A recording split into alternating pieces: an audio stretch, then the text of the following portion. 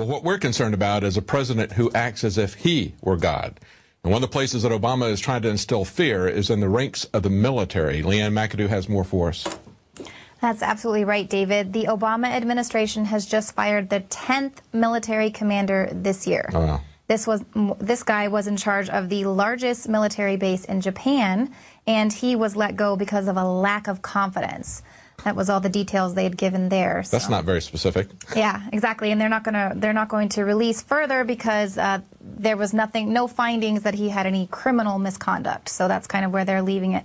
But basically, we're definitely seeing that he is purging the military of anyone who does not go along with his communist agenda. Anyone who questions the official line that he's given to the American people and the media. Of the 9 others that were fired, 3 of those generals were either critical of or directly involved with the scandal that happened in Benghazi. In one case, the U.S. Army General Ham, he was commanding the U.S. African Command when the consulate was attacked.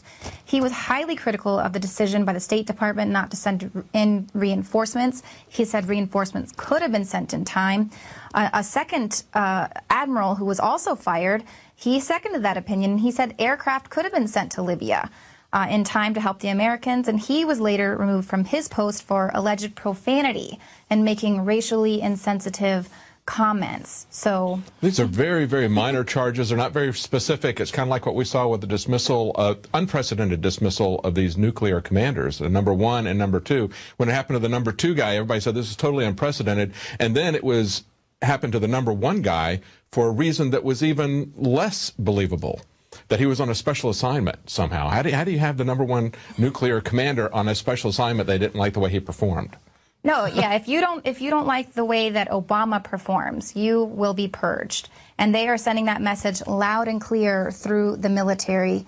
But what we're seeing here is that people who are loyal to the Constitution, the military and our veterans, people who have sworn an oath to uphold the Constitution, those people are being relieved of duty. The people who are being replaced are people who are loyal to the president and loyal to Obama. That's very troubling, because it's not just an issue. We want civilian control of the military, but we want civilian control by people who have taken an oath to defend the Constitution and really mean it. And, of course, we don't find anybody like that in Washington much, right? Exactly. It's not just the president. It's pretty much pervasive with everybody. They take these oaths, but they really don't really believe them, don't follow through on them. Right, and Obama really takes advantage of the fact that the military adheres to that constitutional requirement to have a civilian leadership over the military. But he is no civilian. He's a tyrant. He acts like a tyrant, and he is bought and paid for by the New World Order. So we see that Obama has no problem firing high-ranking officials in the military, but he won't go after his own officials in his administration and investigate Benghazi.